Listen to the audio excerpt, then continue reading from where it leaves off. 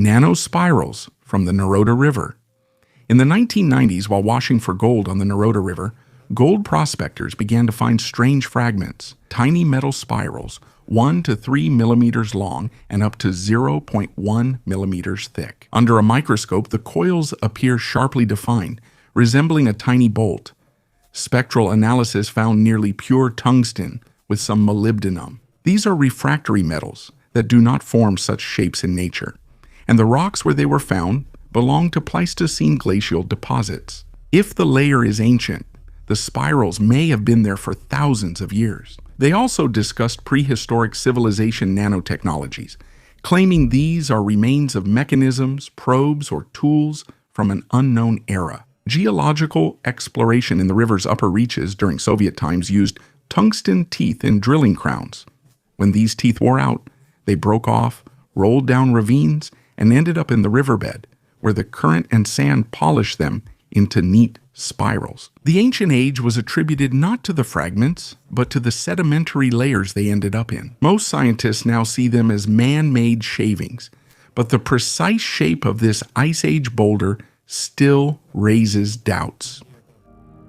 Brendan Douglas, a 31-year-old teacher from Indianapolis, tried to remove a stone blocking his lawn mowing. As he dug, he found the stone didn't end and had to haul soil away in buckets. He filmed the process on TikTok, and the video went viral, gaining over 9 million views.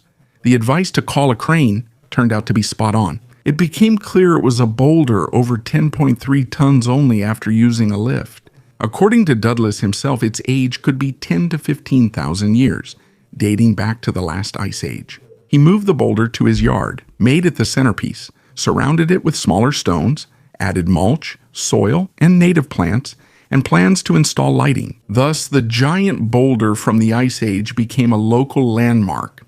In an interview with People, he admitted that working with the boulder forced him to renovate his entire yard, and according to his neighbors, it also inspired others to work on their own yards. Geologically, it's simple. A glacier brought the stone, and over time, soil covered it. From a human perspective, it's a rare case when a problem turns into a reason to tidy up and leave a mark. The uranium cubes of Haigerloch. Haigerloch is a small town in the southwest of Germany, right under the church in a chamber carved into the rock. In 1944-45, there was an attempt to start a nuclear reactor. Not a bomb, but specifically a facility that could sustain a reaction and operate on its own for hours. Werner Heisenberg's team hung hundreds of cast uranium cubes on steel cables in a tank with heavy water below as a moderator, all surrounded by a protective layer, cables, and instruments. The concept is simple. Slower neutrons are more likely to hit uranium, sustaining the chain reaction without extra intervention. If this works, the reactor is considered started. So, what went wrong? They constantly lacked materials. Uranium came in inconsistent batches, heavy water was scarce, and the cramped chamber prevented proper cube grid spacing. Engineers adjusted suspension distances, rearranged clusters, and added rows, but the reactor still wouldn't start. On paper, it was close, but in reality, it failed.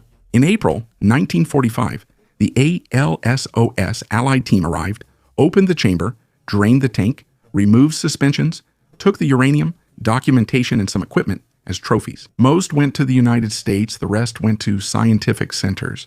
From then on, the cubes had their own separate existence with occasional stories about them. Another was discovered in a university basement, in a museum's physics department. They're easy to spot.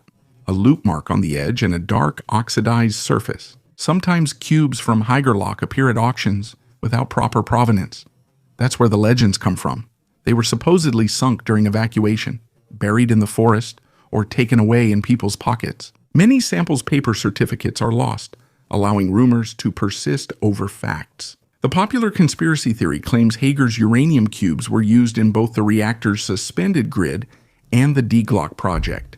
They say the heavy metal was used for shielding or as parts inside the bell-shaped machine. Under Silesia, you should add a concrete circle to Haigerlocho, a purple one in Ludwikovice to Serum, 525, and the surname Kamler, and the theory is ready. Beneath the church, they cast uranium blanks for the bell, intended to dampen gravity. But when you choose emotions, there's nothing left. No blueprints, no records of materials issued for the bell, no photo units that these cubes would even remotely fit. The surviving Hygerlock samples clearly belong to a conventional nuclear facility.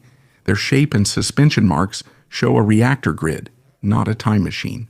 The theory that the cubes are parts of the bell remains an unproven legend, much like the bell, which likely exists only in stories.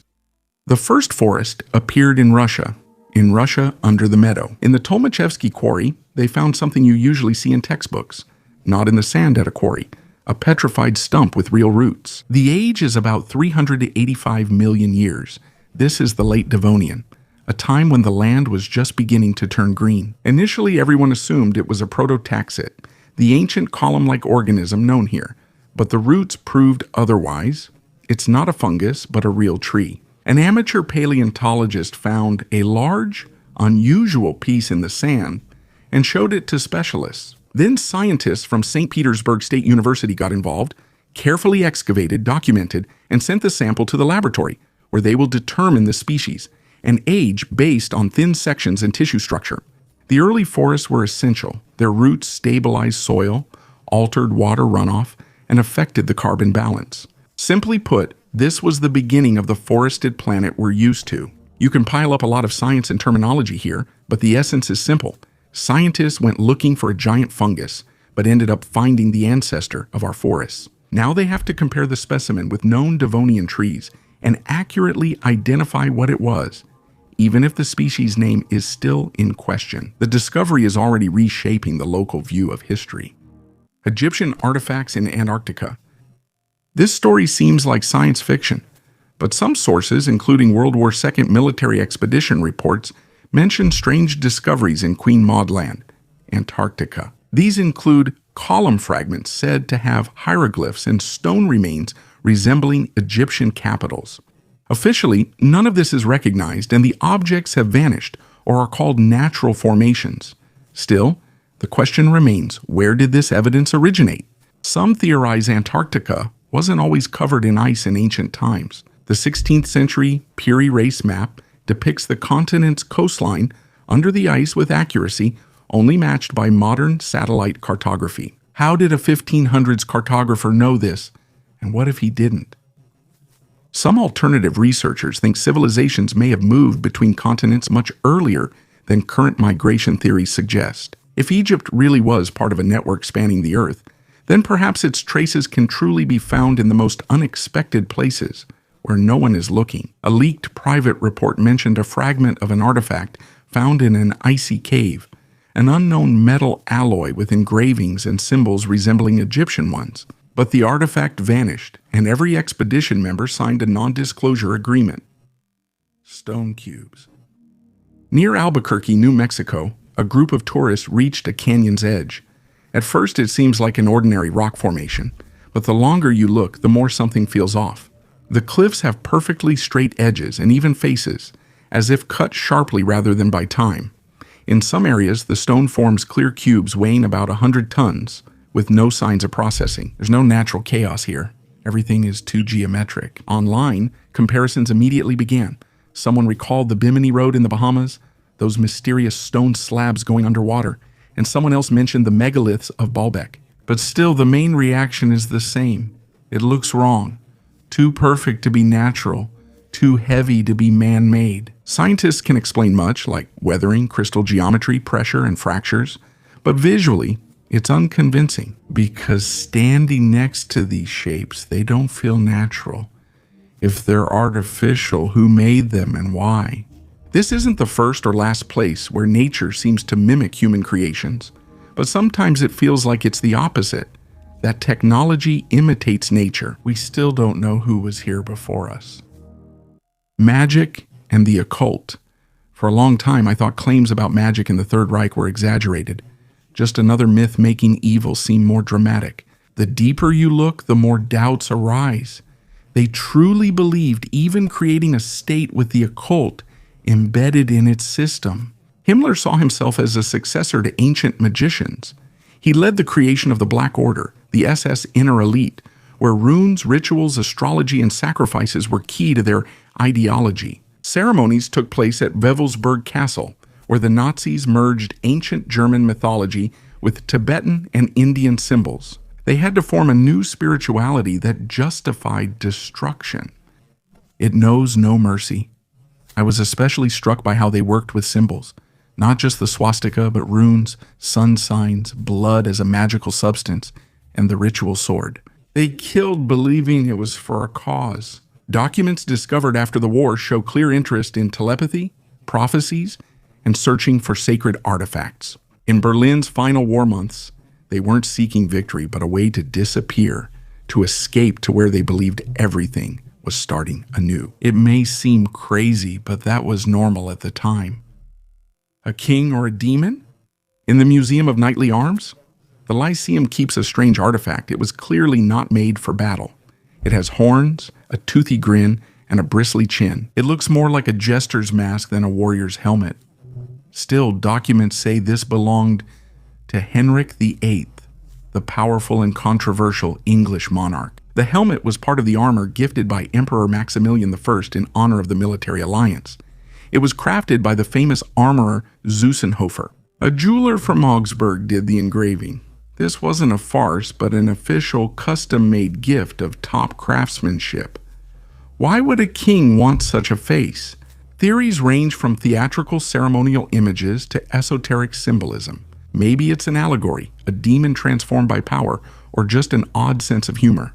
What's interesting is only the helmet remained.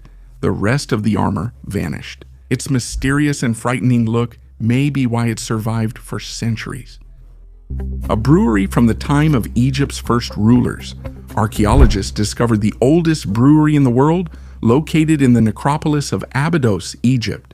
This discovery reveals early brewing technology and shows how resources were managed during pyramid construction. The complex has 8 large installations, each up to 20 meters long. Each contains 2 rows of 40 vessels used to heat a mixture of grain and water, a classic beer brewing process.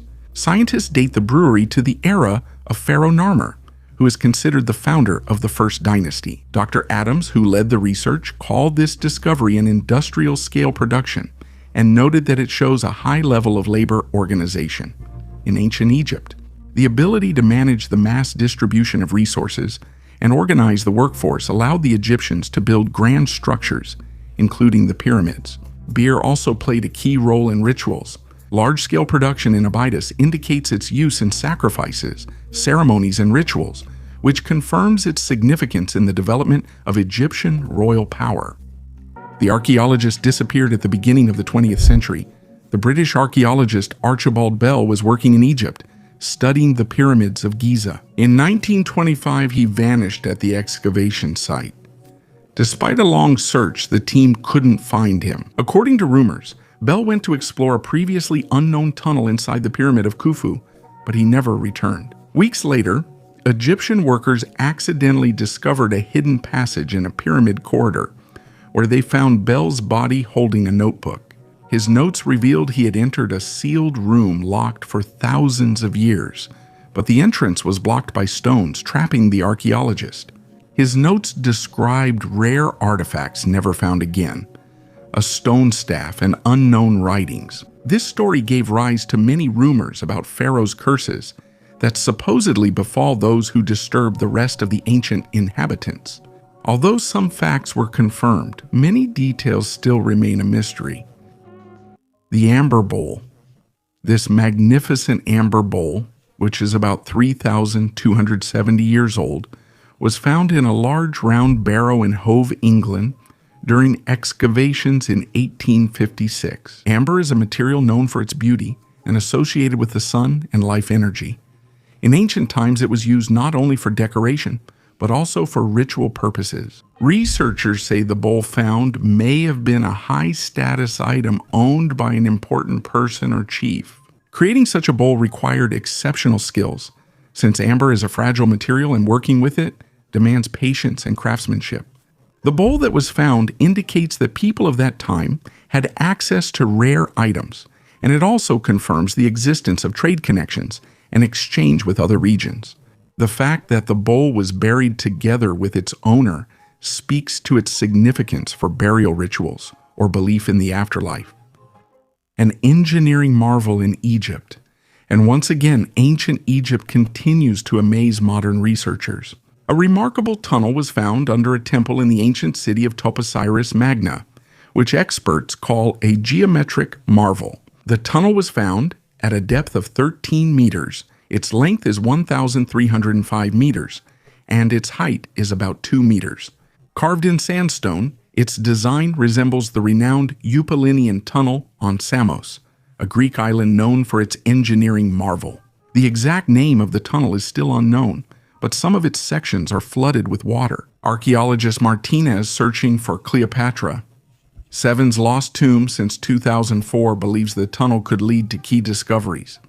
Taposiris Magna was founded around 280 before Christ by Ptolemy II, one of Cleopatra's ancestors. Archaeologists believe that the temple was dedicated to Osiris and Isis, deities with whom Cleopatra was closely associated. The team also plans to explore the Mediterranean Sea, as a series of earthquakes between 320 and 1303 caused part of the temple to collapse into the water. Earlier in my videos, I talked about how tunnels connecting Lake Meru to the Mediterranean Sea were discovered. Metal objects from Gaius, the Lamana cave in Ecuador, have attracted the attention of not only archaeologists but also fans of mysticism and ufology for many years. The discovery of metal objects in these caves is surrounded by mystery and mysticism. According to legends, metal plates were discovered in Lamana, engraved with symbols that resemble modern diagrams, maps, and even technical drawings. These discoveries became the basis for hypotheses about the existence of an unknown civilization in the distant past that possessed highly advanced technologies, or about contacts between ancient people and extraterrestrial beings. Supporters of these theories claimed that such complex and detailed symbols could not have been created with primitive tools and must indicate more advanced knowledge. Some researchers even suggest that the plates could have served as star maps or technological instructions left by aliens. However, most scientists are very skeptical about these findings. There is no convincing evidence that the metal objects from Lamana actually date back to ancient times. Some experts point to possible traces of modern metalworking and the inconsistency of these artifacts with the styles and technologies known in ancient Ecuador. Moreover, there are no reliable datings or context for the discovery of these items, which further undermines their authenticity. Archaeologists believe that these artifacts could have been created later, possibly as part of a hoax or to attract tourists. Thus, despite the fascinating and mysterious stories about the metal objects from the Lamana caves, their origin and significance remain in question. The story of the Lamana caves is an example of how myths and legends can intertwine with reality, creating exciting but often unreliable accounts of our past. The Tunguska explosion happened earlier than we thought. In northern Yakutia near the Upper Kiansky Ridge, geologists found an anomalous area with dozens of scorched stones and trees, all knocked down in the same direction. At first glance, nothing unusual. Fires and landslides are common in these places, but analysis showed that the charring did not come from burning, but from a brief, very powerful heat impulse. In days, the place was called Little Tunguska. The scale of destruction there, of course, is nowhere near the famous fall in the north, but the signs are surprisingly similar. The pattern of melted taiga, microscopic beads of melted quartz, traces of rare metals like iridium and nickel. All of this is characteristic of cosmic impacts. Researchers are cautious, suggesting this may be a meteorite that broke up in the atmosphere with only the shockwave reaching Earth, or it could be part of a large impact belt related to the Tunguska event. While no direct link is proven, the chemical compositions are similar. The main mystery is that radiocarbon analysis shows the trees and soil layer date to about 1,000 years before the 20th century catastrophe. This means that Tunguska-type explosions could have happened in Siberia before, it's just that no one wrote about them back then. Today there's no crater, just a scorched area now covered by forest. Scientists still take samples. Even if the explanation is simple, our planet has recorded far more impacts than we usually realize. The Nazis' gold was finally discovered in the summer. Thousands. In 1925, Poland began the official excavation of the legendary gold of the Reich, an event archaeologists had long feared and treasure hunters had dreamed of. Quietly and methodically, without flashy headlines or sensational maps, like investigating an old murder. Near Mykolaiv in the Kashubian forest, ground-penetrating radar revealed a rectangular metallic anomaly over 10 meters deep. And for the first time in all these years, the Polish authorities have issued an official permit for excavation. The place has long been shrouded in legends. According to one version, this was the route of Ernst Koch's convoy, the former Gauleiter of East Prussia, who allegedly tried to take boxes of gold, platinum, and precious stones out of Königsberg. Another account says there was an auxiliary SS warehouse here, storing documents, paintings, and church relics instead of gold. The archaeologists did not promise any treasures, but even the first centimeters of soil brought some oddities. Fragments of metal seals, pieces of crates, wooden debris marked with the letters BSCH, an abbreviation that in the 1940s stood for Bundeslakaus, the state mint. The official press covered the excavation quietly, but behind the scenes the adults were as excited as children. Every meter down felt like a step closer to solving the mystery. A sensational European wartime legend, old reports, SS protocols, and Polish foresters' records of German trucks driving without headlights resurfaced. In April 1945, everything was coming together into a story that had long been considered a fairy tale. But the deeper the work went, the more the fairy tale turned into a documentary thriller. 7 meters down, there were steel grate remains, lock fragments, a bitumen layer as if sealing treasure, and scanners revealed a void below. For the first time in years, local authorities let journalists show what happens when legend meets reality. The strangest thing began after that. 3 weeks before the end of the season, the excavation site was suddenly sealed off, and only a small group of specialists and the police remained. Officially, it was due to collapse fears. Unofficially, they found something metallic, but not what they expected. From here, accounts vary. Some mention a massive slanted door. Others refer to traces of a tunnel beneath the old Reich-era road. The archaeologists are silent, and the reports are not being published. The Polish Ministry of Culture made only one statement. Engineering structure elements and items requiring examination have been discovered. No photos, no comments. It is in such an environment that myths are born. When facts are not accompanied by explanations, there is room for speculation. One researcher involved in the excavation resigned the day after the site closed. Some say the item sent to the Warsaw lab wasn't gold, but something that shouldn't have been handled without the military there. An alien from ancient Egypt in the rock tomb of Peri, archaeologists uncovered something completely unexpected here. A tiny Phaeons Pataikos, the Egyptian protector god, guardian of the path to the afterlife. It was found among beads, amulets, and the remains of 14 people. For Anatoly, this is rare. The Adıyaman Museum publications call it the first recorded find here. And it's immediately clear that the main thing is that this isn't just a pretty trinket, but a functional amulet that was placed there intentionally. Pataikos in Egypt protects against evil, disease, bites, and guides people through dangers. If such an amulet was found in the Hellenistic tomb of Commagene, it shows the family accepted Egyptian protection in their ritual. Peri was at the crossroads of Anatolia, Mesopotamia, and the Mediterranean, which explains trade links and the quick spread of ideas, though trade alone doesn't account for everything. An alien symbol was added to the wires for the deceased along with the usual beads and pendants. What stood out to me was the word alien. The Egyptian amulet does not conflict with the Anatolian form of burial. It completes it, creating a sense of a collected set of protection. The small figurine shows how easily ancient societies incorporated useful foreign symbols into their beliefs. Flint hand drill. In the early 60s, a farmer from Podkonkeki was digging a cellar and pried a strange object out of the clay. A flint rod tightly encircled by a stone ring, like a modern bearing. The photo spread across all the newspapers in the section about forbidden artifacts, and the find was quickly dubbed the Flint hand drill. Supposedly, the Native Americans possessed high-precision drilling technology long before the advent of steel. Legend has it that the ring rotated freely without wearing down its seat. The polishing marks on the tool are as good as those made by a diamond. The artifact was never examined by experts.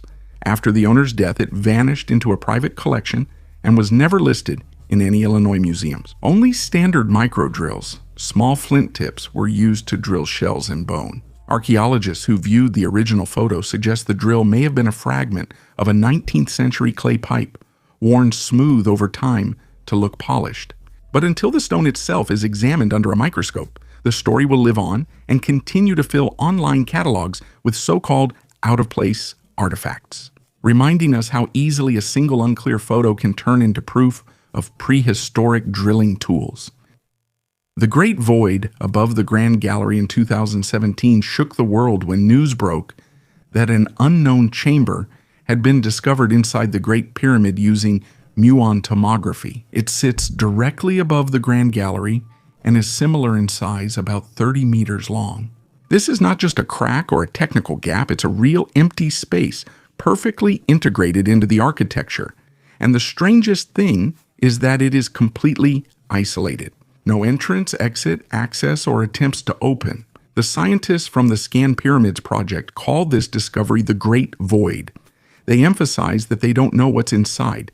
It could be a hidden room, a ritual space, a secret corridor, but something is holding them back. Research has continued for over 7 years, but no one has drilled through the wall, sent in a drone, or found the secret. There is a theory that inside there might be something that could completely change our understanding of when the pyramid was built, its purpose, or even its creators, who may have been much older than Egypt itself. That's a frightening prospect, because if the Great Void is a sealed capsule of knowledge, then everything we know about the pharaohs might just be a cover story. And the text is still locked away in a desert fortress. In the middle of the dunes in the Algerian desert stands a lonely ruin with no roads, no name. Tourists never make it here, and there are hardly any satellite images. The place is called Xardra, but that's unofficial. Xar in Berber means palace or fortress, and Dra is the name of a river that once flowed nearby. The fortress's builder is unknown. There are no exact dates or remains of a settlement, just stone outlines against the sand. It feels as if the structure was cut out of time and simply forgotten. It's amazing that even in the era of geolocation, drones, and expeditions, there are still places that almost no one has heard of. Perhaps these very ruins are the most important, because they don't fit into the usual picture. 5 skeletons that shouldn't be there. In spring 2024, archaeologists in Poland uncovered a strange find beneath rubble at the Wolf's Lair, the former Nazi leadership residence. Human remains were found, 5 skeletons, 3 adults, a teenager, and an infant. They all lacked feet, hands, identification, clothing, and any explanation. This section of the complex was Hermann Göring's. He held private meetings here, with no outsiders and definitely no burials. The area was heavily guarded, and only a few people had access. The identities of these people have still not been established. No dental work, documents, or dog tags were found. Just skeletons, oddly arranged as if the scene was staged. There's a theory of an execution, but who is the infant? Another theory suggests a ritual, which archaeologists don't dismiss. In the Reich's final days, something irrational, even religious, occurred. Hitler himself was convinced of the sacred role of this war.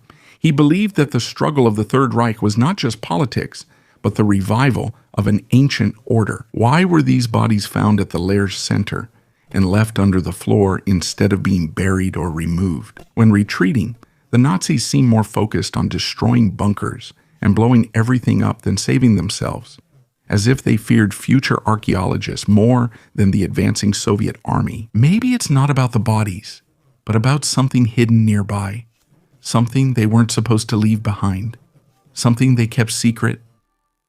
The remains of Jesus' brother.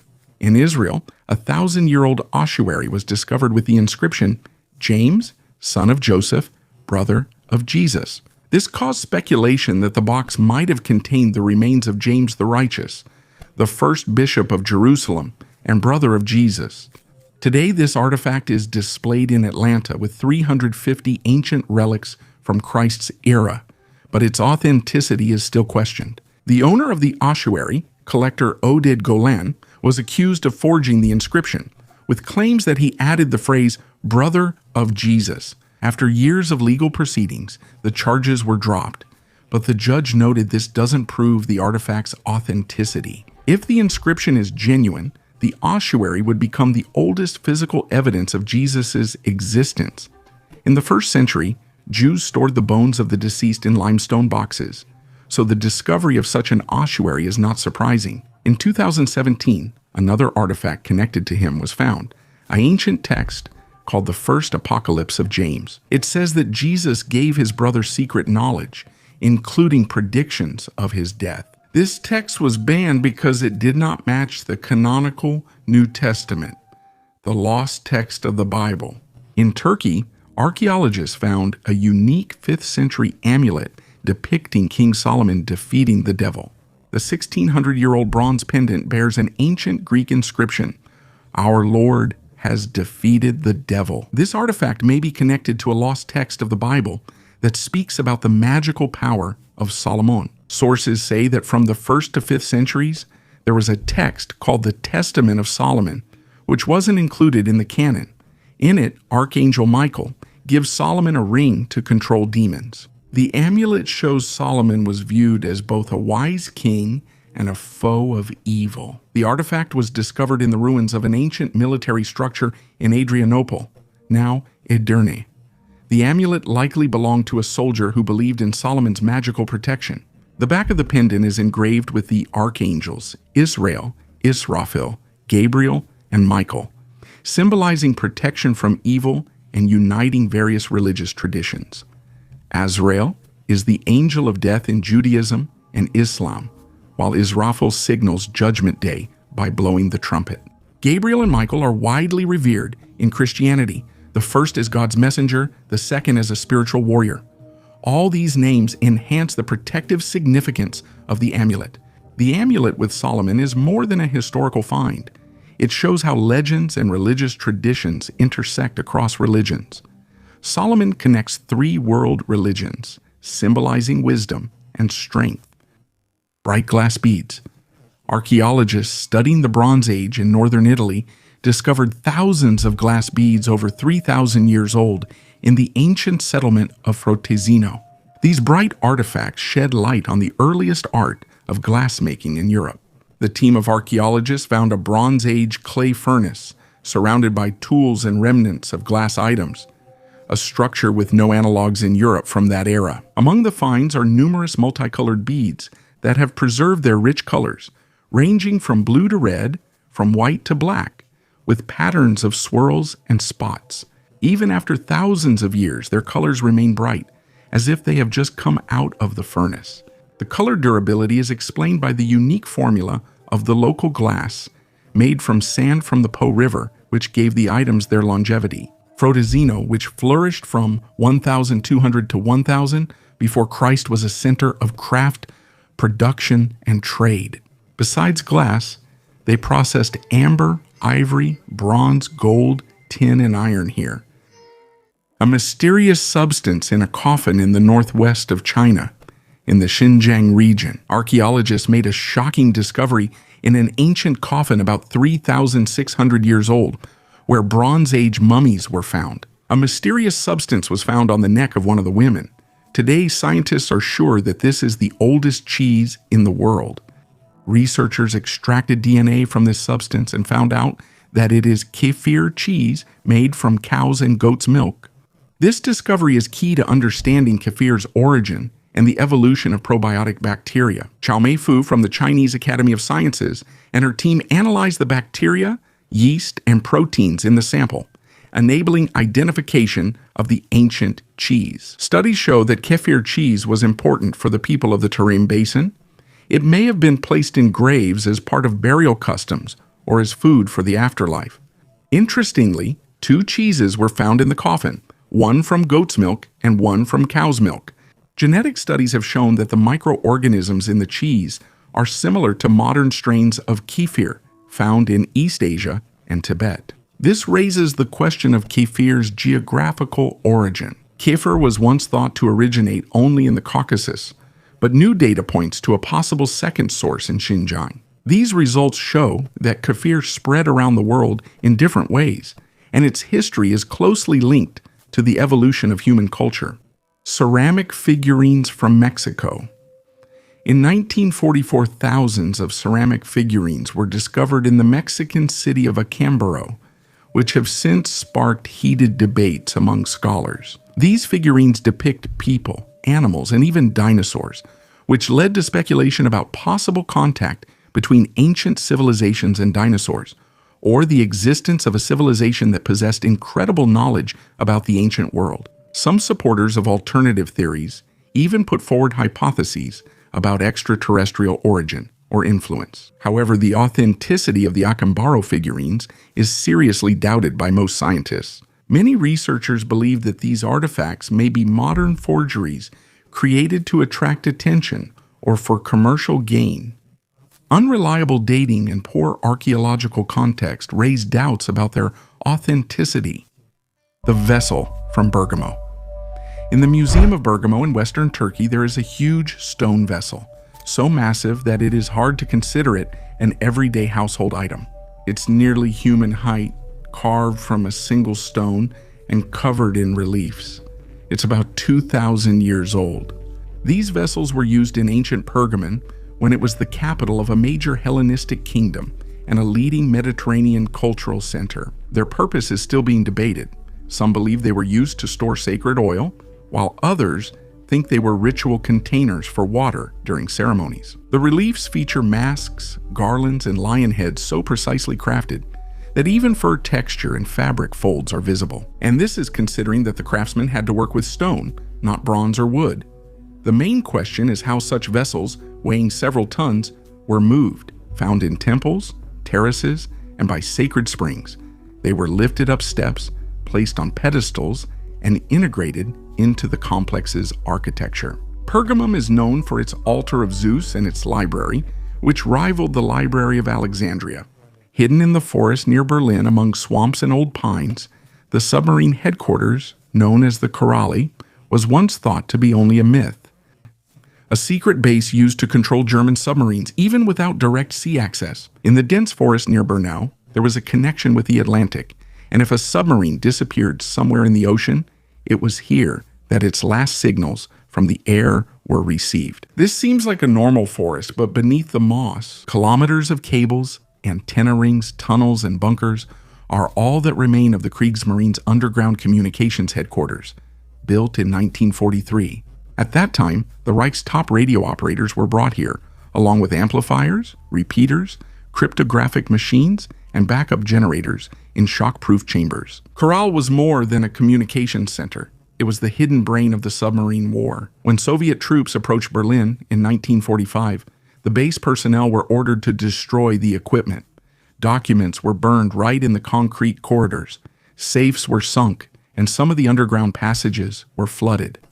After the war, Korala disappeared from the maps. For decades, locals reported underground noises, antennas buried deep, and occasional blue light piercing the moss. Legends multiplied since no one knew what remained beneath the forest. In 2019, archaeologists entered for the first time, expecting ruins, but found a labyrinth. Dozens of rooms with collapsed ceilings, slabs labeled for radio equipment, remnants of switchboards, and aluminum plates with unit codes. One of the corridors sloped down toward a concrete shaft filled with water.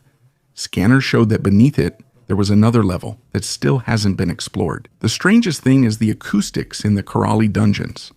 Sound behaves unnaturally, footsteps are muffled, echoes return with a delay, as if there's an emptiness underground that doesn't let the sound go. Local diggers call it the station's breathing.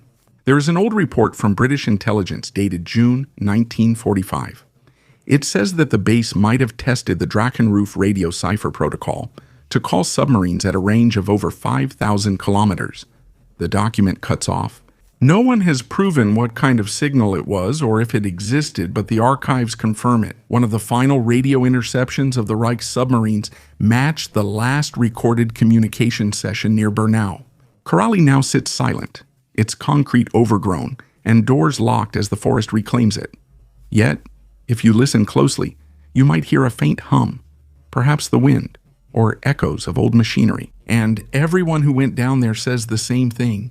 It feels like the station is just waiting for an order that never came. bird shamans in Peru. Later, in the Tangucha Valley, they excavated the wall of the inner courtyard of an ancient temple. A double-sided fresco about 6 meters long with bas-relief friezes and rich polychromy, blue, yellow, red, and black tones. In the center, there is a giant predatory bird with outstretched wings. Diamond-shaped motifs on its head connect the northern and southern parts of the composition. The dating is the 2000th years before Christ, that is, the early stage of the formation of coastal communities in Peru. The scenes are clear: fish, nets, stars, mythology.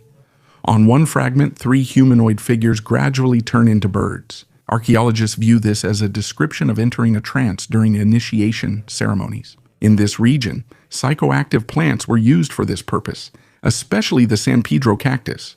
The relief, color, and patterns set the ceremony's rhythm rather than serving as decoration. By then, community roles were already forming. Priests and priestesses know medicinal plants, watch the sky, and use this knowledge. Researchers see the composition as evidence of a ritual.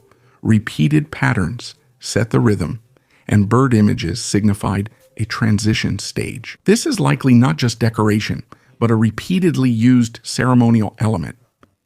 The glass desert of Libya, right in the heart of the Sahara, is a place where the dunes suddenly turn into a scattering of yellow, golden shards, as if a giant city made of bottles had melted here. Europeans first traveled the Berlin African expedition route in September.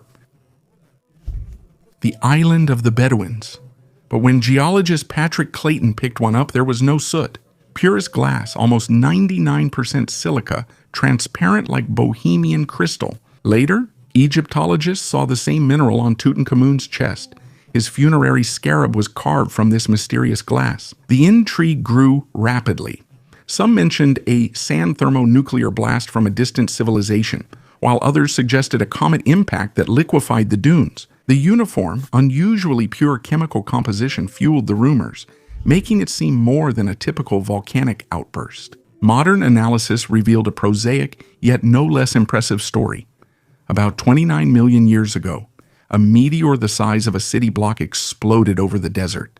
The air reached 2,000 degrees. The pressure fell so quickly that the sand foamed, ignited like sugar under a blowtorch, then cooled instantly, forming a huge glass avalanche. Zircon and baddelite crystals in the fragments indicate the extreme heat of an impact explosion.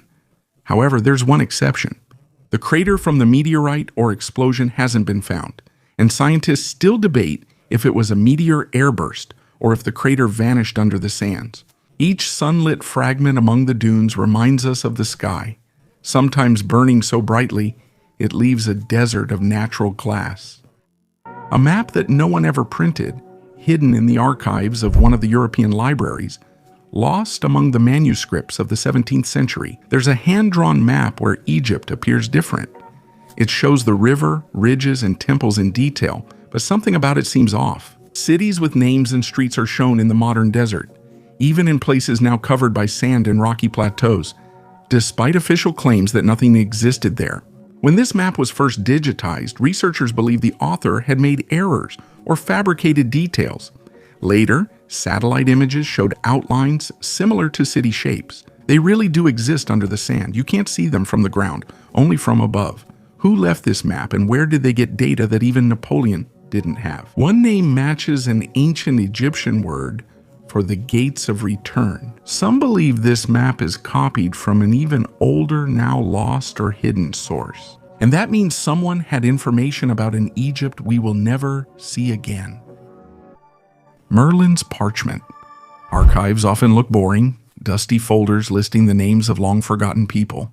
That was the case in Suffolk, in an Old English estate, an ordinary 16th century ledger. And suddenly, under the leather binding, Old French text with red and blue initials appears. The archivist pauses, and an investigation begins that will lead to Britain's most mysterious legend, the story of Merlin and King Arthur. The parchment was a 13th century manuscript fragment from when Knights of the Round Table legends were most popular. This particular part belongs to the Sweet Vulgate cycle, which describes how Merlin acted after Arthur's coronation. Less than 40 copies remain, each unique. This one was used as scrap in a book cover, since old parchments were often repurposed for bookbinding in the 16th century. Paper was expensive. Scholars couldn't touch the find because it was too fragile. That's when technology came into play. Multispectral imaging revealed the faded ink, while X-rays, first used to study fossils, let us see inside the book, and it became clear that this was a new scene, previously unknown. There are 2 episodes. First, Gevin battles pagan kings at Cambenik.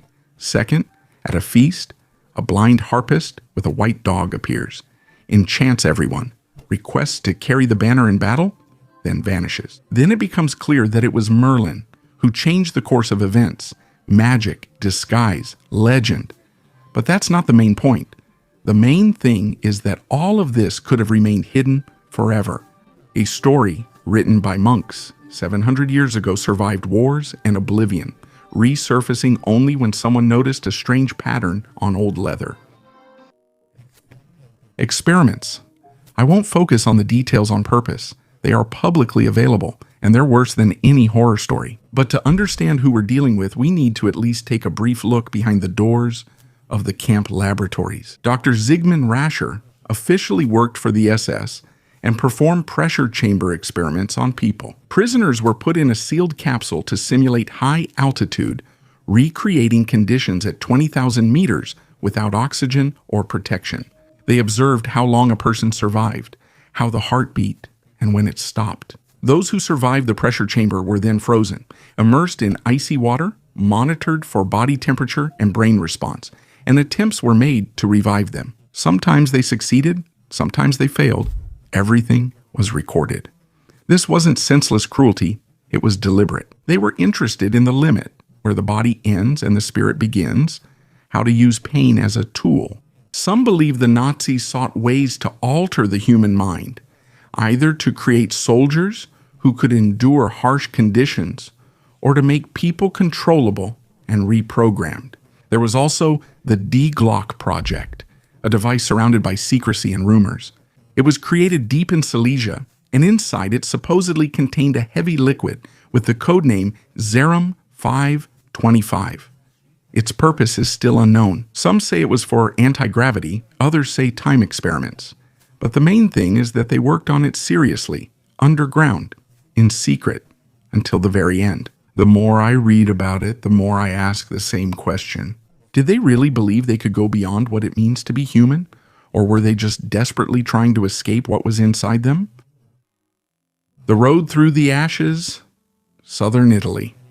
While building a gas pipeline, an excavator encounters something unusual. Beneath a thin volcanic ash layer, there are bare human footprints and nearby hoofprints. Archaeologists rush to the site and find evidence of an ancient escape, women, children, and livestock fleeing their homes.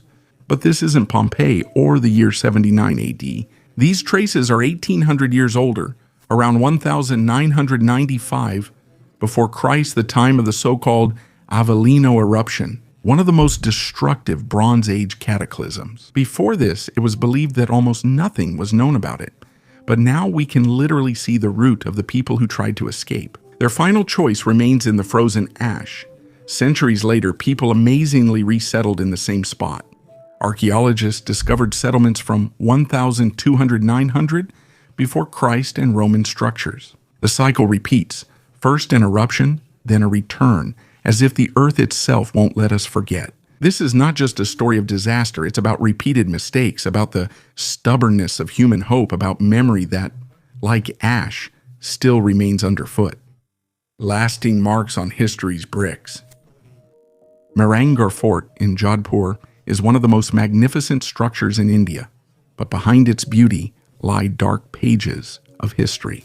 15 women's handprints remain visible on Lohapol's inner gates, silent witnesses to the tragic tradition of sati, an ancient Hindu ritual in which widows were required to burn themselves on their husband's funeral pyre. Sometimes women did this voluntarily, but more often they were forced. This practice was officially banned by the British in 1829, but in India, it persisted until the 20th century. In 1843, after the death of Maharaja Man Singh, his wives left handprints on the wall before stepping into the fire. However, this is not the only case in the history of the fort. in 1,731 six wives and 58 concubines. Maharaja Ajit Singh's wives' shrines mark where they died in the flames. These tragedies date back to the fortress's founding in the 15th century. Saint Chidyavali Baba cursed Rao Jodha, saying his lands would face endless droughts. To break the curse, the king had Rajaram Migwal walled up alive in the fort, but the curse still persists. Maharajas have died, tourists have fallen, and in 2008, a stampede at the Chamunda Devi temple killed or injured hundreds. An ancient time capsule. Jane Eastman, an experienced treasure hunter, recently made an unusual discovery at the bottom of the Wanglia River. She found a Victorian-era glass bottle filled with pickles. Jane shared this amazing treasure on Instagram, where her discovery sparked lively discussion. The bottle, made of green water glass, was preserved in excellent condition, and its cap with the inscription WND Harvest, Dowgate Dock, London, prompted Jane to study its history.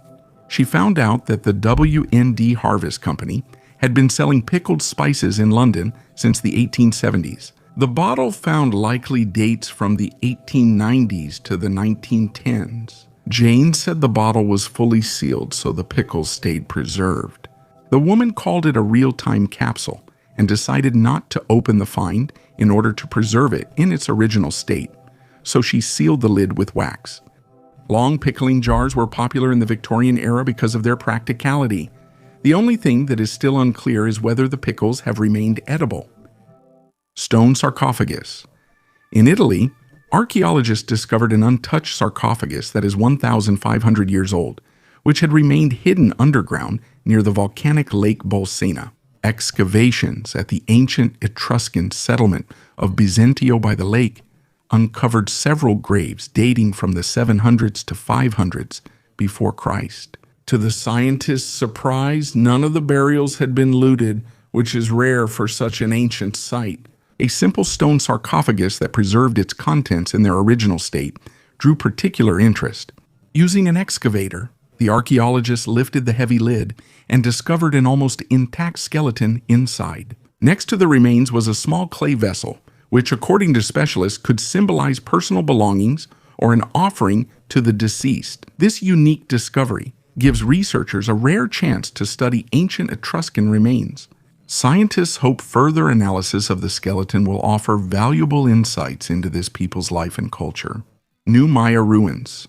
Archaeologists are finding more and more ruins of the Maya civilization thanks to new technologies and satellites that help detect structures hidden under dense forests. As professor of archaeology at Texas Tech University, Brad Houck said at a National Aeronautics and Space Administration conference, in the past 10 years, scientists have discovered more Maya sites than in the previous 150. Light detection and ranging technology is the main tool for this.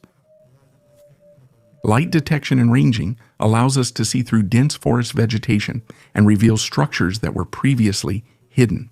This technology lets archaeologists find new ruins in modern Mexico, Guatemala, and Belize. One such project is a study in the northeastern part of Belize, where a team of scientists is examining an area covering 650 square kilometers. In just a few days, the scientists discovered 28 new large sites. Maya water management and agriculture technologies from the past may still be useful today. Tim Murta from the University of North Carolina at Charlotte noted that the Maya adapted to changing climate conditions by creating terrace and reservoir systems to combat droughts. These ancient methods can become an important lesson in the context of modern climate change. The mystical stones of Jalisco Piedros, Grabades de Uqueos de Jalisco, are mysterious stones found in the Mexican state of Jalisco, on which strange figures, scenes, and symbols are carved. These stones have attracted the attention of researchers and unidentified flying object enthusiasts due to the images that, according to some, indicate contacts between ancient civilizations and extraterrestrial beings. The stones depict people interacting with figures resembling aliens, as well as objects similar to modern representations of UFOs. Supporters of the ancient astronaut theory claim that these stones could be important evidence that the ancient cultures of Jalisco really did encounter extraterrestrial beings, or at least perceive such contacts within their myths and legends. Although controversial and lacking scientific proof, the stones still draw interest as possible artifacts showing the link between mythology and reality in ancient cultures. They still attract the interest of antiquities enthusiasts, raising questions about how our ancestors might have perceived or interpreted unusual phenomena. Darius's gold. During the excavations in Persepolis, workers came across a stone box laid under the foundation of the Apadana Palace. Inside were two thin plates, one made of gold and the other of silver. They were placed there during construction around 2,500 years ago, under Darius the Great. Both plates feature cuneiform inscriptions in 3 languages. Darius wanted the text to be understood across his vast empire. He lists the lands, asserts his power, and thanks Ahura Mazda. This is not a decorative item and not part of a ritual. It's a statement about who built here, who owned the territory, and under which god the palace stood. The plates look freshly made with uncracked metal and clear inscriptions. They were intentionally placed in the foundation not as a secret, but as a sign for future generations in case someone looks under the stone. The Dagger of Thuringia. After heavy rains near the village of Gudersleben in northern Thuringia, a bronze dagger emerged from the soil. The person who found it left it and informed archaeologists. At Weimar's restoration workshop, it was confirmed to be a Bronze Age dagger, about 3,500 years old. It's a type with a plate-shaped tang. The wide, flat blade base was riveted to a wood, horn, or bone handle. The technology for its time was quite complex, casting a bronze plate, forming the edge, polishing the base of the tang, and drilling holes for the rivets. On such items, the traces of the rivets show exactly how the handle was attached and whether the blade could withstand stress. Next is alloy analysis, tin and impurity ratios, X-ray exams, and corrosion stabilization. Surviving organic remains on the tang may allow handle reconstruction. The artifact was found without a grave or cultural layer, likely pushed to the surface by shifting karst soil after heavy rain. This is a valuable find, clear proof of craftsmanship and trade. In the center of Bronze Age Germany, such daggers could have been both working weapons, symbols of status, and offerings to the earth. The exact scenario will be revealed by expert analysis. Unauthorized searching is banned in the region, and proper reporting preserves both the object and its information. After research, the dagger will be displayed at the Elric Regional Museum, moving from the field to a showcase with its origin history. Okla-Gabon nuclear reactor. A laboratory in France receives a batch of uranium ore and notices something strange. The important uranium isotope is depleted by half, as if the fuel has already been burned. The news spreads around the world with shocking information that an ancient nuclear power plant is hidden beneath the African jungle. Scientists rush to the site and drill dozens of wells. The picture is surprisingly solid yet grounded. 2 billion years ago, rare conditions combined here: uranium-rich rock, porous sandstone, and slowly flowing groundwater. The water slowed neutrons and started the chain reaction, which stopped when it boiled. After cooling, the layer refilled with water. Again, the reactor kept switching on and off for hundreds of thousands of years, leaving behind a distinctive set of rare isotopes. No man-made nuclear plant, no intervention from space visitors, just a natural geochemical reactor. Yet, Oklo's story remains fascinating. It turns out that the planet can build nuclear reactors without engineers. All it needs is uranium, water, and time. Laser cutting. Standing next to the Egyptian megaliths, the scale is striking. But looking closer, it's the precision that truly amazes you. Some stone blocks, particularly in Osiris's temples at Abydos and the Serapeum's underground gallery, are crafted so precisely that even modern lasers would be envious. Right angles, smooth surfaces, and evenly spaced circular drill marks, as if cut by a computer numerical control machine using a template. In Saqqara, there are pink granite boxes weighing over 70 tons, featuring perfectly polished mirror-like interiors with 90-degree angles. Try to replicate that by hand with copper tools. Even diamond blades today wouldn't achieve such a result without a long finishing process. but this was done 4,000 years ago, or even earlier. Some Giza blocks have both convex and concave surfaces, fitting so tightly without mortar that the gap is thinner than a blade. How were they shaped if copper couldn't cut granite? Some suggest Egyptians used vibration tech, sound cutting, or unknown melting methods to cut stone. These ideas seem like science fiction, but the polished stone surfaces are real and exist. Skulls with nails. In southeast Spain, archaeologists discovered 7 severed heads among ancient ruins. Some had large metal nails forcefully driven into them, not all the way through, suggesting the skulls were nailed to something. But why? Initially, they believed the heads were war trophies meant to intimidate others. But chemical analysis of the bones gave an unexpected result. Not all the skulls were from outsiders. In one of the towns, 3 out of 4 heads belonged to people who had come from afar, while in another, almost all turned out to be locals. And this changes everything because in one place, it seems that outsiders were really executed and put on display, while in another, their own ancestors were kept as relics. The heads were found near or inside houses, showing not power but memory and respect. The Greeks claimed the Gauls stored enemy heads in boxes, while Spanish mercenaries put them on spears. But the truth was more complex. Kazakhstan is the Reich's gold. One of the sunken ships in the Austrian Lake Toplitzky hid its secret for decades. Depth, murky water, dangerous currents, an ideal hiding place. Rumors had long circulated about crates of gold, documents, and stolen art at the bottom. But recently, there was renewed reason to take them seriously.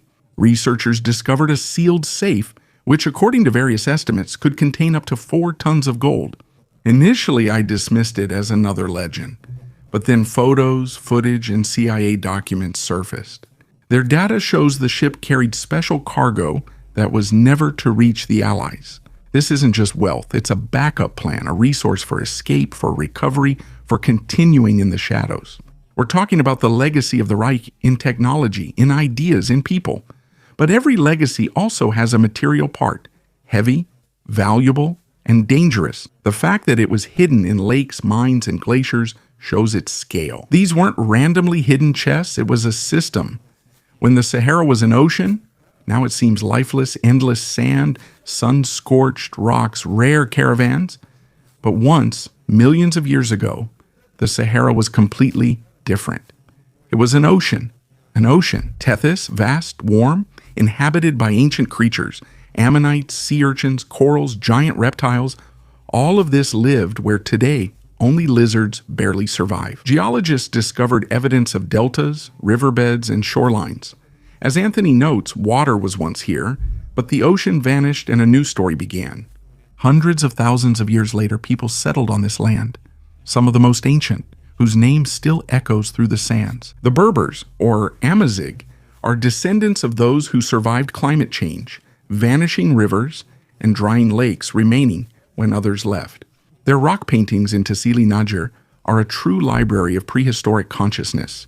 People hunting with bows, celebrations, scenes of love and war, even images of beings with rounded helmets, as if from another reality. Some view this as an allegory, others as evidence of contact with another intelligence, but the core is unchanged.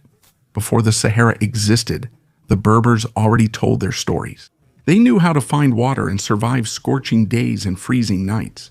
They ruled Numidia, traded with Rome, fought Egypt, and vanished from maps, but not the land. The Arab conquest forced them from cities to deserts and mountains, but their culture endures.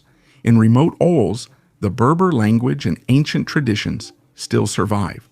Traces of a much older past remain in the desert. Stone mushrooms look like ordinary rocks at first, but up close, their striking shape appears. A large stone cap sits atop a narrow, eroded stem. These formations result from differential erosion. Wind-blown sand polishes soft rocks over years, leaving the hard ones behind. Each mushroom-shaped rock marks time, brief yet proud. Their stems thin over time, eventually causing the cap to collapse. They live for hundreds of thousands of years, but are still doomed, like the ocean and civilization. Only memory and stones, pollen and sand last beyond all. Are there any other traces left of this ancient civilization? And what can they tell us about a past that we still do not understand? Beaded dress. Before you is one of the rarest ancient Egyptian garments, a beaded dress dated to approximately 1550 before Common Era, the era of the 4th dynasty. During the construction of the Great Pyramids, noble women and possibly priestesses wore such outfits. The dress features a mesh design of hundreds of small faience beads, resembling scales or fish skin. It was worn over a thin linen tunic, which made the look not only elegant but also symbolically significant. The Egyptians thought this clothing offered protection and won the gods' favor. It's remarkable the dress has survived in such good condition after thousands of years. This clothing is an artifact offering insight into ancient Egyptian elite fashion, traditions, and aesthetics.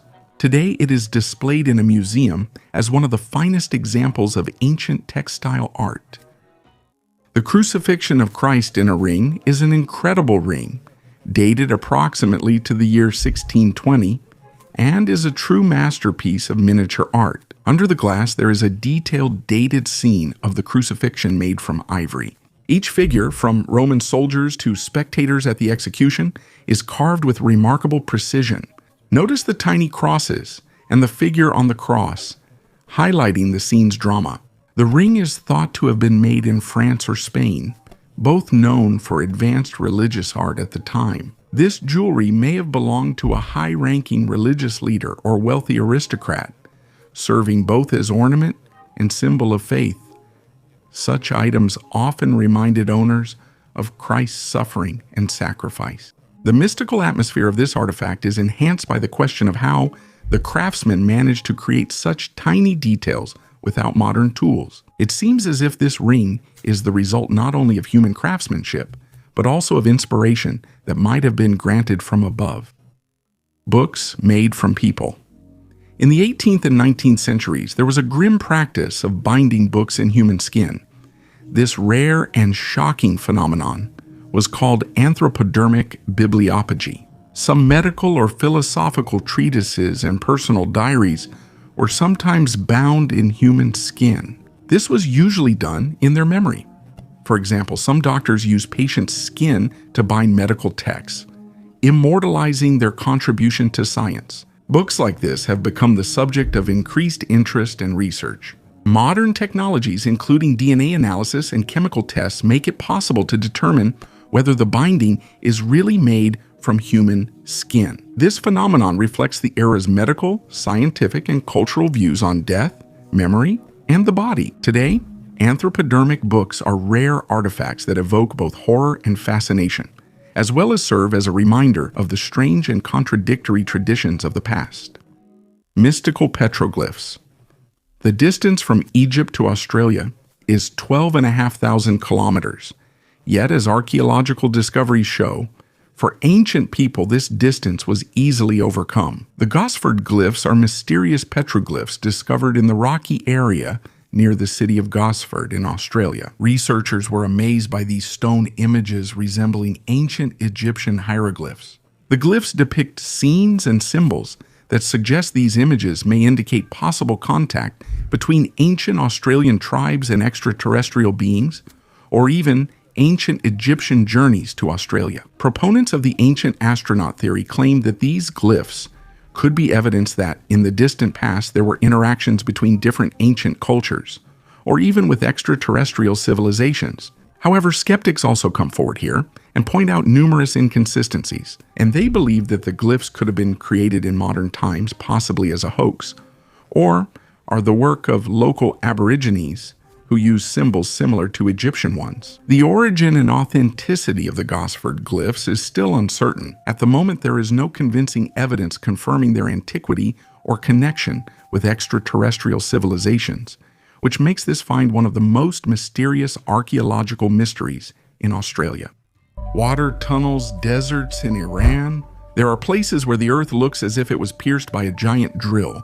Perfectly round holes stretch in a line for kilometers. This is a Kariz, an underground aqueduct built by Kariz workers for nearly 3,000 years. They found the aquifer by digging the main well and then excavating an angled tunnel from it. Every few dozen meters, they dug vertical shafts, the holes visible from the surface, which provided ventilation, drainage, and access for workers. The main advantage was that water flowed underground and barely evaporated. In Persia's arid climate, this was vital for survival. The qanat enabled irrigation, city water supply, and life in otherwise uninhabitable areas. The Gonabad Qanat is one of the oldest and longest. Its length is 33 kilometers, and it has 427 shafts. Many of them were dug by hand in stone without metal tools, and remarkably, the system still works to this day. For archaeologists, this is more than engineering. It's a legacy from a civilization that understood geology and physics, as well as modern experts. People here learned to control water in such a way that the results have lasted for millennia. The SS ring collection is a small but heavy silver Totenkopf ring. A skull on the front, runes on the sides, oak leaves, and thin bands of ornament. Inside, there are typically 3 elements: owner's name, presentation date, and facsimile. These rings were made in Munich by jeweler Gera Otto Gar and given from the mid-1930s to 1944.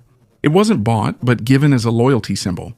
Upon leaving the SS or dying, the ring was returned to headquarters, inspiring the legend of a shared collection. The rules required the deceased's rings be returned to a central place, which retellings soon identified as Wewelsburg. The lower hall, fire niche, order's safe, all perfect for a thriller. 1,000 rings, a list of the dead, guards, Himmler with the key, war's end, and the collection vanishes.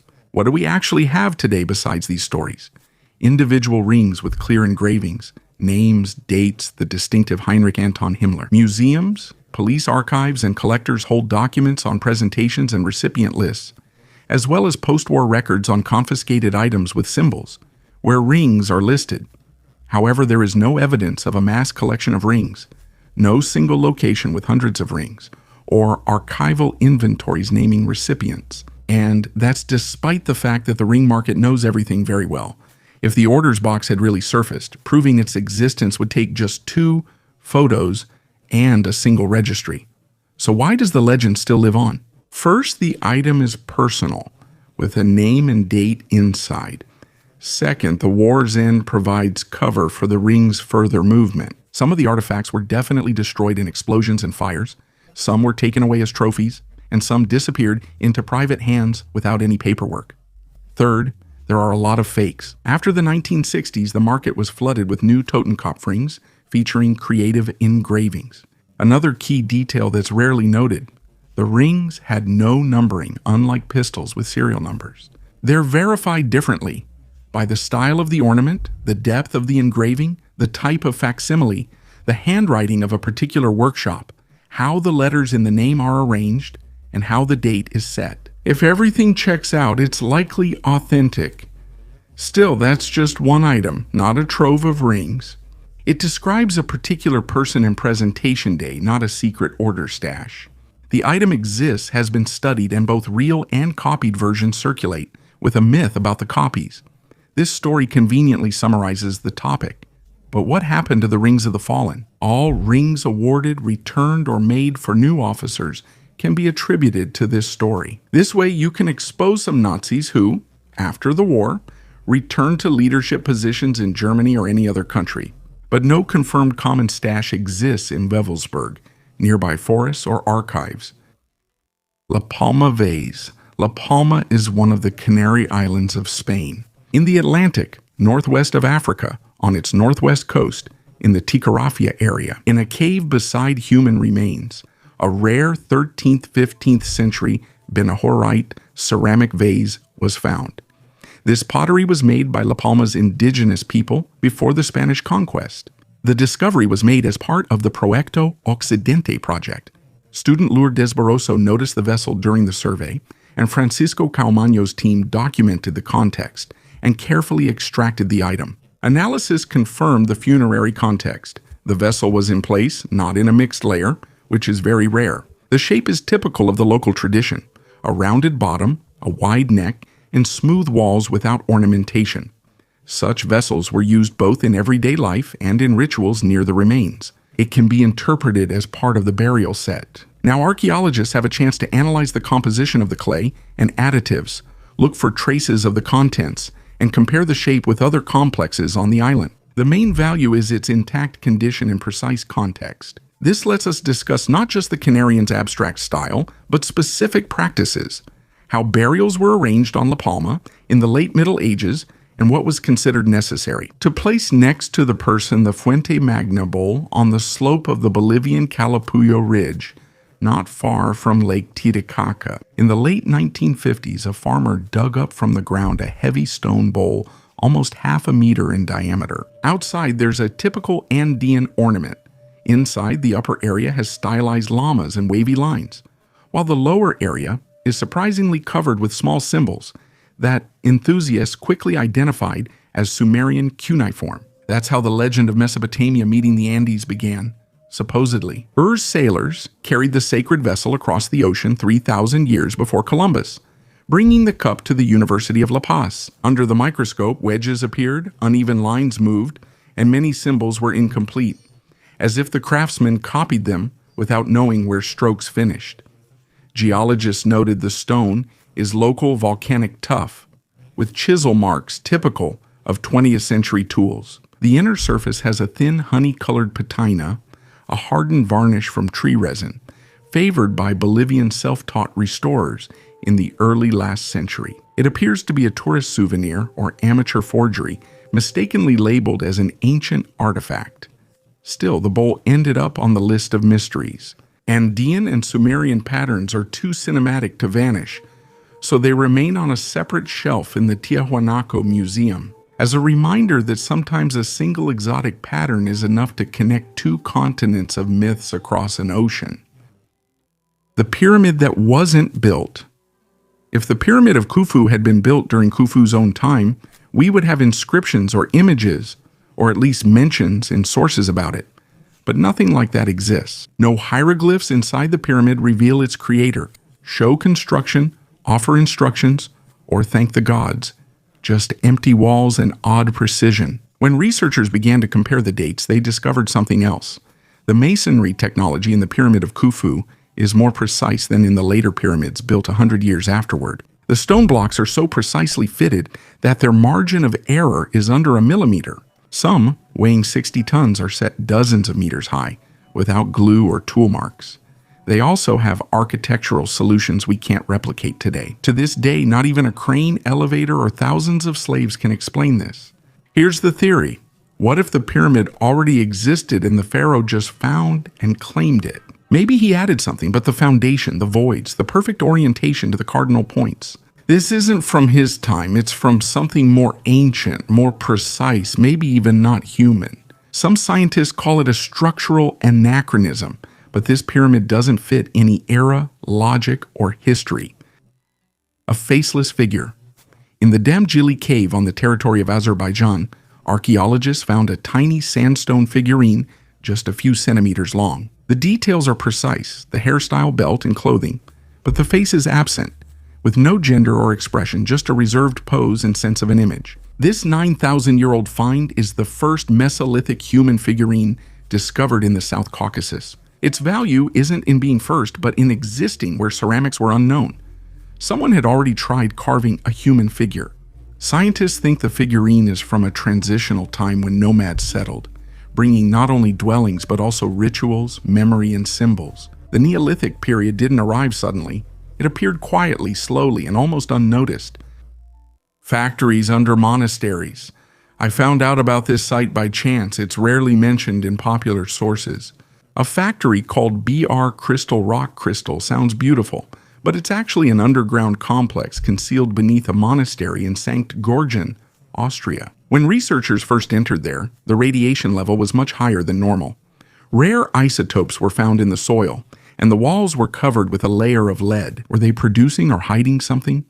Officially, it was a Messerschmitt jet assembly factory, but the size, shaft depth, and security hint at something else. They tested something here they hid even from allies. Researcher Andreas Sulz was among the few with archive access. He thinks this was Germany's Manhattan Project, a secret, desperate nuclear program, until the end. What scares me most isn't the fact, but how systematically they built it. Beneath the monastery in silence, even when defeat was certain, they still thought one move could change everything. Or maybe it wasn't about winning, but about destroying something. If they couldn't capture it, a final insurance policy. That's what's truly frightening. It's not that they had the technology, but that they were ready to use it even when everything was already over. The icy ruins beneath the snow. We're used to thinking that the Arctic is a place ruled only by icy emptiness, lifeless, empty, devoid of any traces of civilization. But what if that's not the case? What if beneath the glaciers there are entire lost cities, not just traces of ancient peoples? Satellite research in recent years has led to the discovery of anomalous shapes beneath the icy crust, which may indicate ancient ruins hidden deep within the north. According to some scientists, these cities may be much older than the very first civilization known to us. Mesopotamia, Egypt, and ancient India might have been part of something much older and more mysterious than we realize. How could this be? How could it happen that such cities are hidden under a multi-kilometer layer of ice? Today, these anomalies remain at the level of hypotheses, but each new study only deepens the mystery. Satellite images taken in the most remote corners of the planet show strange shapes and lines that resemble the structure of buildings, streets, or even entire cities. Are these glaciers not just barriers, but burial grounds of ancient civilizations, ice caps that conceal not only climate changes, but also forgotten epics of humanity? Amazingly, these cities may have fallen to global disasters before the ice ages. Is anything older than what eternal ice preserves? Scientists are more interested in this question than ever, and perhaps, if we unravel the mystery hidden beneath centuries-old ice, we will reconsider not only the history of our civilizations, but also our very understanding of how our world developed. A birth certificate before you is one of the oldest birth certificates, created more than 4,000 years ago in the Sumerian civilization. It has 2 clay tablets, one with cuneiform writing and one with a child's footprint. In ancient Mesopotamia, such tablets were used as official documents confirming a person's birth. The cuneiform likely includes the child's and parents' names, birth date, and possibly astrological predictions. The footprint acted as a personal signature, uniquely identifying the infant.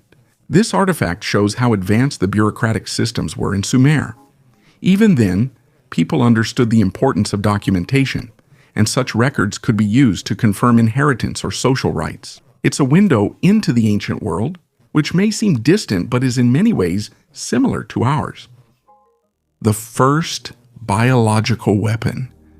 Scientists have confirmed the shocking story of biological weapons used 800 years ago in Norway. Excavations at Sverdsborg Castle uncovered a person's remains, thrown into a well to poison the water during Norway's medieval civil war. The Scandinavian chronicle The Saga of Sverder describes this story, though many historians doubt its authenticity. According to the saga, during the siege of Sverdsborg, a group supporting the archbishop and known as the Baglers, not finding King Sigurdsson, decided to use a corpse as a means to poison the water. To confirm, scientists performed DNA analysis on remains from the well. Back in 1938, archaeologists discovered the intact remains of a man at a depth of 6 meters in the well. Further research was halted by World War II and resumed only in 2016.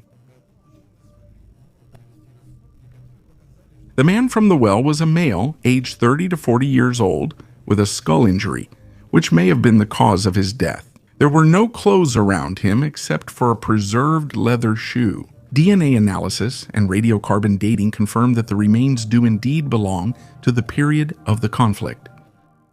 Rare artifacts from the Titanic, an alligator leather purse, and tiny perfume bottles that still emit a strong scent are just a few of the precious artifacts found during the excavation of the sunken Titanic.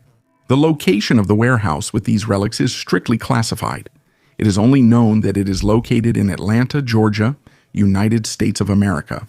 The shelves are filled with thousands of items, from an overturned bathtub and portholes to tiny buttons made of glassware. Thomasina Ray, the director of collections at Royal Mail Ship Titanic Incorporated, showed an alligator leather bag that belonged to Marion Minwell, a third-class passenger. Marion was a 63-year-old milliner who was traveling to the United States to see her daughter.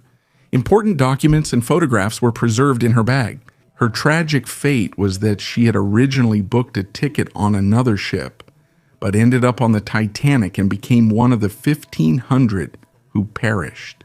Among other artifacts are perfume bottles belonging to Adolf Seelfeld, a perfumer and first-class passenger who survived the disaster. The scent of the perfume can still be detected, even though it spent decades at the bottom of the ocean. The collection also includes a bottle of champagne with the drink still inside, found among a variety of kitchenware on the ocean floor. The Titanic was a luxurious liner, and there was a huge amount of champagne on board for the first-class passengers, who enjoyed the highest level of comfort. The tableware on board reflected class divisions, rough white ceramics for third class, and exquisite plates with gold trim for first-class passengers. These items help recreate the atmosphere of life on board. Royal Mail Ship Titanic Incorporated, authorized to recover artifacts from the ship, recently announced plans to retrieve the Marconi radio equipment that sent the distress signals. Some believe that the sunken ship is a burial site that should be left undisturbed, but Thomasina Ray points out the importance of preserving the memory of the tragedy through these artifacts. And what do you think? Should the ship be left undisturbed, or should we still try to bring it to the surface? Share your opinion in the comments below the video. The Mali figurines. One of the most mysterious artifacts of the African continent is the Mali figurines, found in Sierra Leone in West Africa. These ancient sculptures carved from stone depict strange creatures with disproportionately large heads, bulging eyes, and other unusual features that are not typical of human anatomy. Some of them even depict scenes that can be interpreted as mythological or religious. The unique shapes and features of these figurines have attracted the attention not only of archaeologists, but also of proponents of ancient astronaut theories. Some researchers believe that the figurines in Mali may represent images of extraterrestrial beings with whom the ancient inhabitants of the region may have had contact. In their opinion, the strange proportions and features of the figurines may indicate that they were created under the impression of real beings of extraterrestrial origin. Though unproven by science, this theory adds mystery to the Mali figurines and draws interest from ufologists and mystical enthusiasts. Official science regards the Mali figurines as religious or ritual objects, and it believes that these artifacts were most likely used in ancient ceremonies or rituals related to the worship of gods or spirits, as they could have symbolized certain mythological figures. As I told you before, when archaeologists or historians can't explain the origin of an artifact, it inevitably becomes an object of religious significance. Interestingly, the figurines in Mali are often found deep in the ground, sometimes together with other ancient artifacts, various iron objects, or weapons, which makes it more difficult to date them and determine their cultural context. Some findings suggest that these artifacts may have existed in very ancient times, possibly long before the appearance of known civilizations in this region. Maya cosmogram. In southern Mexico, in the state of Tabasco, archaeologists studied the Aguada Phoenix site, a huge earthen structure hidden under the forest. Nearly invisible in satellite images, LiDAR laser scanning that removes vegetation revealed clear outlines of a platform about 1.5 kilometers long. This structure is older than any known Maya center, dating to about 1000 before Common Era, 1,000 years before their famous pyramids and cities. They found remains of canals, dams, and straight roads around the platform, all aligned with the cardinal directions. All of this looks like a carefully planned complex built without stone, only from earth and clay. Scientists call Aguada Phoenix a cosmogram. This isn't a temple or city, but a symbolic space, a landscape model of the world. Based on the findings, there were mass gatherings, rituals, and feasts here, but no signs of kings, palaces, or sculptures. It appears everything was built collectively by communities, without a central leader or authority. This discovery was unexpected for archaeologists. It was previously believed that the monumental structures of Umai appeared only after the formation of complex cities and elites. Aguado Phoenix shows the opposite. Large structures could have appeared before states as a result of collective efforts. The site is still being studied. It is a source of pride for locals and reminds archaeologists that history isn't always linear. Sometimes people create not for power, but for an idea. Portrait of a Viking. In the collection of the National Museum of Denmark, a miniature figurine made of walrus tusk, discovered back in 1796 in a burial mound in Norway, has been re-examined. The height is about 3 centimeters, dated to the second half of the 10th century. This is probably a king from the game Hnefatafl, the predecessor of chess. The main details are a straight part, neat sideburns, a mustache above the lip, a Spanish-style goatee, and a beard braided together. Such detail is rare in Viking archaeology. Here you can see exactly how they wore their hair and beard. Curator Peter Pens calls the item as close to a portrait as we can possibly get. The hair and beard are depicted from all angles with detailed styling, not schematically. Such figures often emphasize the beard, a symbol of masculine strength and status, as noted in the sagas. This specimen's hands are damaged, but the composition is clear. That is, we are not looking at an abstract warrior, but a specific image of a ruler, recognizable by his hairstyle and beard. The material also says a lot. Walrus ivory is a northern resource that traveled along trade routes to workshops. The carving and lacquering techniques show a high level of craftsmanship. And the choice of subject, the value of power, and appearance in public representation. Glozal tablets, France, 1924. 17-year-old farmer Emile Fradon is plowing a field when he discovers a stone ring with clay tablets, bones, and beads underneath. On the tablets, there are short lines made up of hundreds of strange symbols, resembling the Phoenician alphabet, runes, or something else entirely. Teachers in Glozal say the discovery doesn't match any textbook, while local elders claim a Templar chapel once stood here. When archaeologists begin the excavation, things get even more confusing. In one pit, they find an 18th century iron knife, a Neolithic flint scraper, and a mysterious tablet. The debates have lasted nearly a century. Some experts consider the layer a typical dump where people discarded items for centuries, while others suspect a forgery, claiming someone planted the items to draw attention to the village.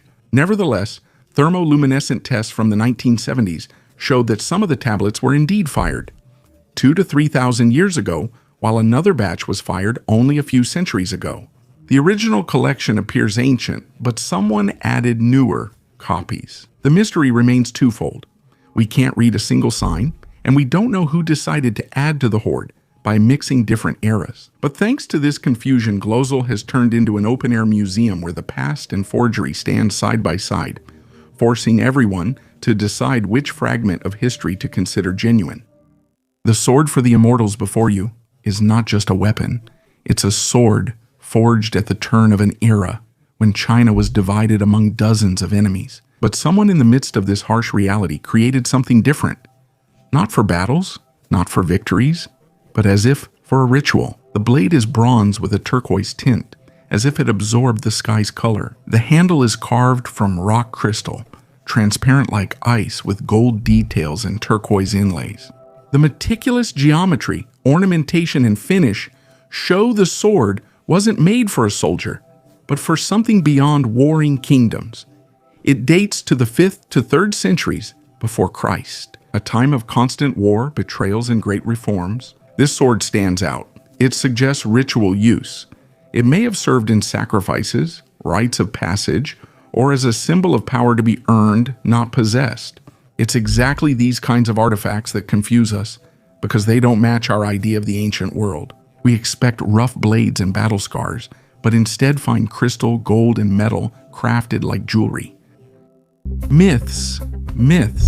If the Nazis were truly inventive in anything, it was in how they rewrote myths. Nearly any ancient culture with evidence of sacrificial rituals was claimed as another Aryan source. Accuracy didn't matter. The key was sounding impressive.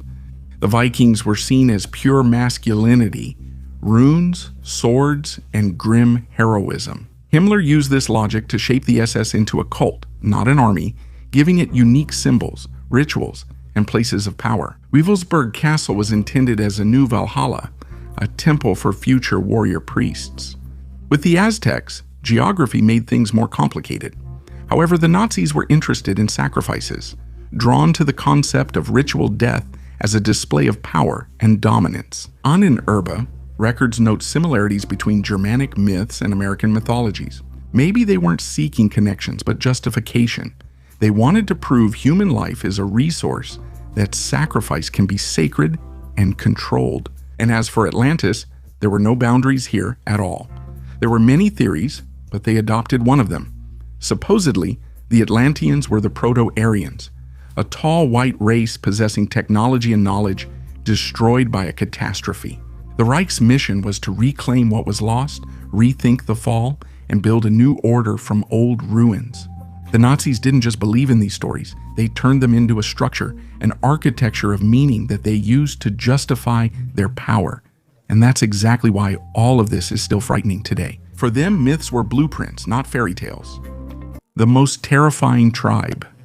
Traveler and blogger Daniel Pinto caused a real shock when he published a video featuring the Viatovai tribe from Papua New Guinea.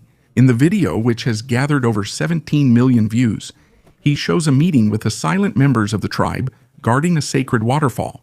The Viatovai people are dressed in costumes made of mud and clay, and their masks resemble spirit birds with long noses, protecting the waterfall from outsiders. And they are quite frightening. However, viewers doubted the authenticity of the video. Some commenters claimed that the most fearsome tribe would never have let a blogger get so close, while others joke that their costumes look like fashionable outfits. Despite controversy, the video drew tourists to the region. Now, travel agencies mention Viatovai as a tourist destination, offering guests eco-lodges and an introduction to the tribe's culture. And what do you think? Is this tribe real, or just another way to attract naive tourists? Write your opinion in the comments below the video. The oldest cake in the Mare necropolis.